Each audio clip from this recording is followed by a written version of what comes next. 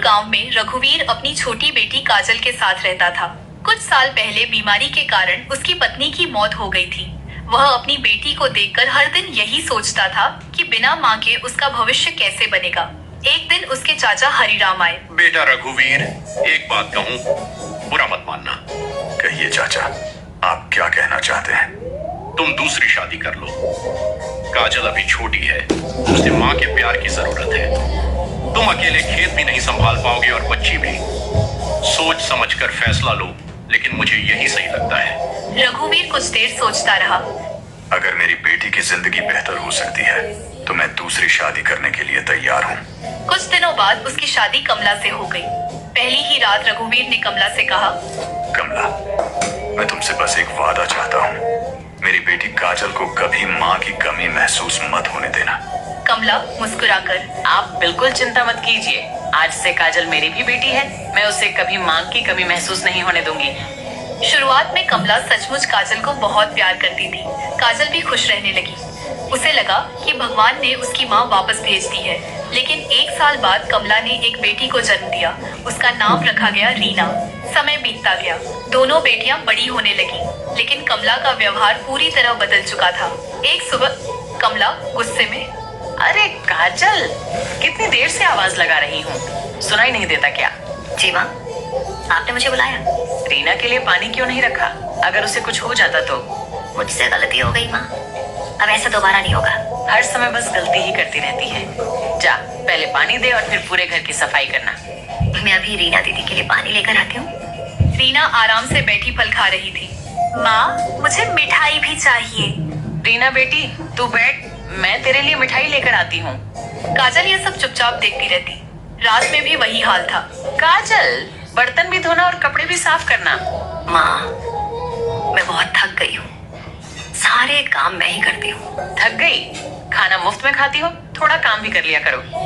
काजल की आंखों में आंसू आ जाते, लेकिन वह कुछ नहीं कहती। एक दिन कमला की सहेली सरला घर आई।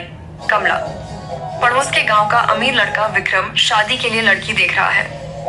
कमला की आंखें चमक उठी। अगर रीना की शादी वहां हो गई तो उसकी जिंदगी बन जाएगी। मेरा सपना है कि रीना की शादी किसी बहुत अमीर घर में हो, लेकिन काजल बड़ी है। जब तक उसकी शादी नहीं होगी, लोग रीना की शादी पर सवाल उठाएंगे।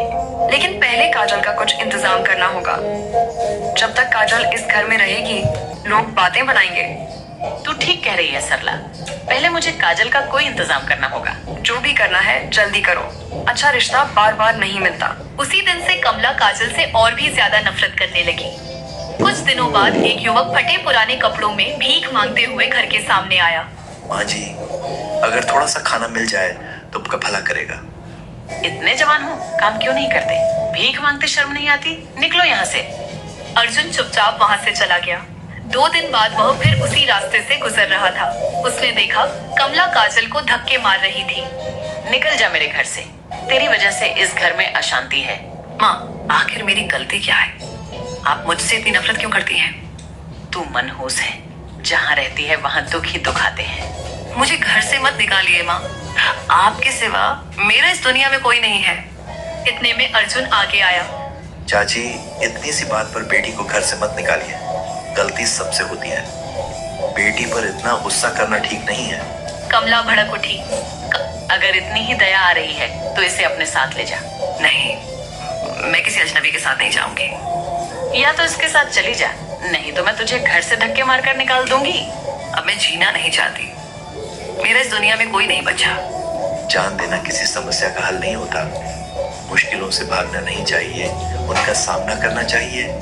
डरिए मत, मैं आपको किसी मुसीबत में नहीं डालूंगा। आप मेरे साथ चलिए। जब तक सब ठीक नहीं हो जाता, आपके रहने का इंतजाम मैं कर दूंगा। आप मेरे लिए इतना क्यों कर रहे हैं? मैं तो आपको जानती तक नहीं। काजल रोते रोते उसके साथ चल पड़ी। उसे बिल्कुल नहीं पता था कि यह साधारण सा दिखने वाला भिखारी आखिर है कौन, और उसकी जिंदगी अब पूरी तरह बदलने वाली थी। काजल अर्जुन के साथ चलते चलते बहुत बड़ी हवेली के सामने पहुंची। ऊंचा लोहे का गेट, सुंदर बगीचा और कई नौकर चाकर देखकर वह हैरान रह गई। काजल मन ही मन, ये इतना बड़ा घर, लेकिन अब तो भिखारी है, फिर यहाँ कैसे? अर्जुन ने दरवाजा खटखटाया। एक बुजुर्ग महिला बाहर आई। चाची, इनका नाम काजल है। आज से ये यहीं रहेंगी। इनका अच्छे से ख्याल रखिएगा। इन्हें किसी बात की कोई कमी महसूस नहीं होनी चाहिए। आओ बेटी, अंदर आओ। आज से ये घर तुम्हारा भी है। तुम किसी बात की चिंता मत करो। अर्जुन बिना कुछ बताए वहाँ से चला गया। काजल हैरानी से उसे जाते हुए देखती रह गई। चाची, क्या मैं आपसे एक बात पूछ सकती हूँ? हाँ बेटी, पूछो। अर्जुन जी कौन है और उनका इस घर से क्या रिश्ता है? अभी सही समय नहीं है, एक दिन तुम्हें सब पता चल जाएगा। यह कहकर वह बात बदल देती है। कुछ दिन बीत गए। काजल घर के काम में महिला का हाथ बटाने लगी। महिला, बेटी, यहाँ नौकर हैं, तुम्हें काम करने की जरूरत नहीं। आप मुझे कोई काम क्यों नहीं करने देती? मुझे खाली बैठना अच्छा नहीं लगता। तुम मेहमान नहीं, बेटी बनकर रहो। मैं यहाँ मुफ्त में नहीं रहना चाहती। मुझे भी कुछ काम करने दीजिए। अगर आप मुझे काम नहीं करने देंगी तो मैं यहाँ से चली जाऊंगी। अगर काम करना है तो मेरे साथ रसोई में हाथ बटा दिया करना। महिला काजल को बेटी की तरह रखने लगी। उधर रीना की शादी अमीर घर के लड़के विक्रम से हो गई। शुरुआत में सब ठीक था। रीना, मेरी माँ मेरे लिए सबसे बढ़कर है। उनका हमेशा सम्मान करना। मैं तुम्हें किसी बात की कमी नहीं होने दूंगा। आप चिंता मत कीजिए, मैं माँ जी का हमेशा सम्मान करूंगी। लेकिन कुछ ही दिनों बाद सब बदल गया। विक्रम देर रात घर आने लगा। एक रात वह शराब पीकर लौटा। आप आजकल इतनी देर से घर क्यों आते हैं? क्या आपने शराब पी रखी है? तुम्हें इससे क्या मतलब कि मैं कब आता हूँ? धीरे धीरे वह रीना से रूखा व्यवहार करने लगा। अगली सुबह उसकी माँ बोली, बहू, खाना अभी तक तैयार क्यों नहीं हुआ? माँ जी, मुझे इतने सारे काम करने की आदत नहीं है। आज नौकर नहीं है, इसलिए घर का काम तुम्हें ही करना होगा। रीना ने किसी तरह खाना बनाया। सास ने पहला निवाला मुंह में रखा और तुरंत थाली दूर कर दी। ये कैसा खाना बनाया है? मैं कोशिश तो कर रही हूँ, फिर भी आप मुझ में ही कमी निकालती हैं। क्या तुम्हारी माँ ने तुम्हें कुछ भी नहीं सिखाया? रीना को गुस्सा आ गया।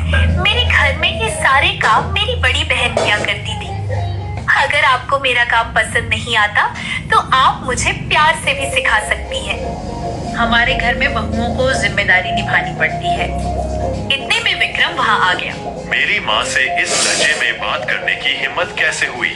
गलती सिर्फ मेरी नहीं है, आपकी माँ भी मुझे हर बात पर डांटती रहती है। अगर इस घर में रहना है तो मेरी माँ का सम्मान करना होगा।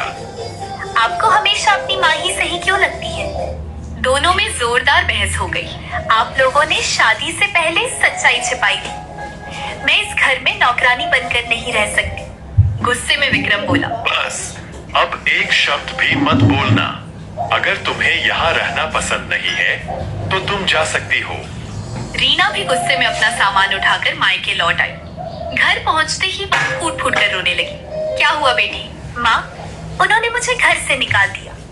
रघुवीर ने सारी बात सुनी तो उसे गहरा सदमा लगा। अचानक उसके सीने में तेज दर्द होने लगा। मेरे सीने में बहुत दर्द हो रहा है। कमला घबरा गई। जल्दी चलो, अस्पताल चलते हैं। डॉक्टर ने जांच के बाद कहा, इनके दिल का तुरंत ऑपरेशन करना पड़ेगा। जितनी जल्दी हो सके पैसों का इंतजाम कीजिए। देरी हुई तो मरीज की जान को खतरा हो सकता है। यह सुनते ही कमला और रीना के पैरों तले जमीन खिसक गई। अब इतने पैसे कहाँ से आएंगे? हमारे पास तो कुछ भी नहीं बचा। दोनों के पास कोई रास्ता नहीं था। उन्हें बिल्कुल अंदाजा नहीं था कि जिस काजल को उन्होंने बेघर कर दिया था वही जल्द उनकी जिंदगी बदलने वाली थी और अर्जुन का सबसे बड़ा राज भी अब सामने आने वाला था। अस्पताल के बाहर कमला और रीना रो रही थी। डॉक्टर बार बार एक ही बात कह रहे थे, डॉक्टर, अगर आज ही पैसे जमा नहीं हुए तो मरीज की जान बचाना मुश्किल हो जाएगा। कमला रोते हुए, हम इतने पैसे कहाँ से लाएं? उसी समय अस्पताल के रिसेप्शन पर एक युवक आया और पूरी रकम जमा कर दी। रिसेप्शनिस्ट, मैडम, ऑपरेशन के सारे पैसे जमा हो चुके हैं। कमला हैरान रह गई। कमला, किसने जमा किए? जिन्होंने पैसे जमा किए हैं वो सामने खड़े हैं। कमला ने पीछे मुड़कर देखा। सामने वही भिखारी जैसा दिखने वाला अर्जुन खड़ा था। कमला गुस्से में, तू यहाँ क्या कर रहा है और तेरे पास इतने पैसे कहाँ से आए? अर्जुन मुस्कुराया। मैं भिखारी नहीं हूँ। इतने में काजल भी वहाँ आ गई। पिताजी, आप कैसे हैं? रघुवीर ने काजल को देखा तो उसकी आंखों से आंसू बहने लगे। बेटी, मुझे माफ कर दे। मैं तेरी सच्चाई कभी समझ ही नहीं पाया। तू जहां भी रही खुश रही ना बेटा। पिताजी, ऐसा मत कहिए, मुझे आपसे कोई शिकायत नहीं है। कमला शर्म से सिर झुकाकर खड़ी थी। तभी अर्जुन बोला। अब समय आ गया है कि आप सबको सच पता चल जाए। सबकी नजरें अर्जुन पर टिक गई। मैं लोगों की इंसानियत परखने के लिए भिखारी का वेश धारण करता था।